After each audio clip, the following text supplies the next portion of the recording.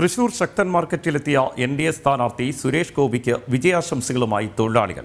കഴിഞ്ഞ തെരഞ്ഞെടുപ്പിൽ പരാജയപ്പെട്ടിട്ടും എം.പി ഫണ്ടിൽ നിന്ന് ₹1 കോടി മാർക്കറ്റ് നവീകരണത്തിനായി സുരേഷ് ഗോപി അനുവദിച്ചിരുന്നു. അന്ന് വാക്ക് പാലിച്ച സുരേഷ് ഗോപി ഈ തെരഞ്ഞെടുപ്പിൽ വിജയിക്കുമെന്ന ആത്മവിശ്വാസത്തിൽ തന്നെയാണ് മാർക്കറ്റിലെ തൊഴിലാളികളും.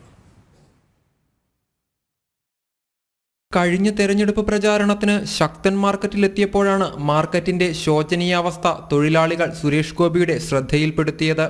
ജയിച്ചാലും തോറ്റാലും ശക്തൻ മാർക്കറ്റ് നവീകരണത്തിനായി ഇടപെടുമെന്ന് സുരേഷ് ഗോപി ഉറപ്പ് നൽകിയിരുന്നു.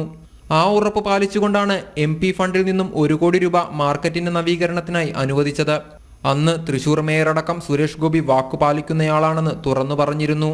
എന്നാൽ തുക അനുവദിച്ചിട്ടും ശൗചാലയങ്ങളുടെ അടക്കം നിർമ്മാണം പൂർത്തീകരിക്കാൻ കോർപ്പറേഷൻ ഇതുവരെയും തയ്യാറായിട്ടില്ല. നിർമ്മാണം പൂർത്തീകരിക്കാത്തതിലുള്ള പ്രതിഷേധവും സുരേഷ് ഗോപി അറിയിച്ചിരുന്നു. ഈ ലോക്സഭാ തെരഞ്ഞെടുപ്പിന്റെ പ്രചാരണ വേളയിൽ സുരേഷ് ഗോപി വീണ്ടും ശക്തൻ മാർക്കറ്റിലെത്തിയപ്പോൾ തൊഴിലാളികൾ സന്തോഷപൂർവ്വമാണ് അദ്ദേഹത്തെ വരവേറ്റത്. വാക്കുപാലിക്കുന്ന സ്ഥാനാർത്ഥി തന്നെയാണ് വിജയിക്കേണ്ടതെന്നും ശക്തൻ മാർക്കറ്റിലെ തൊഴിലാളികളും വ്യക്തമാക്കുന്നു. ഓരോരുത്തരെയും നേരിട്ട് കണ്ട സുരേഷ് ഗോപി വിശേഷങ്ങൾ ചോദിച്ചറിഞ്ഞു. അദ്ദേഹത്തോടുള്ള സ്നേഹവും ബഹുമാനവും തൊഴിലാളികളും പ്രകടിപ്പിച്ചു. വികസനമെന്നാൽ വാക്കുകളിൽ മാത്രമല്ല പ്രവൃത്തിയിലും ഉണ്ടാകണമെന്ന് തെളിയിച്ച ജനപ്രതിനിധി കൂടിയായിരുന്നു സുരേഷ് ഗോപി.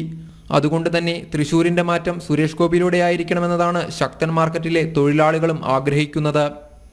ജനം, തൃശൂർ.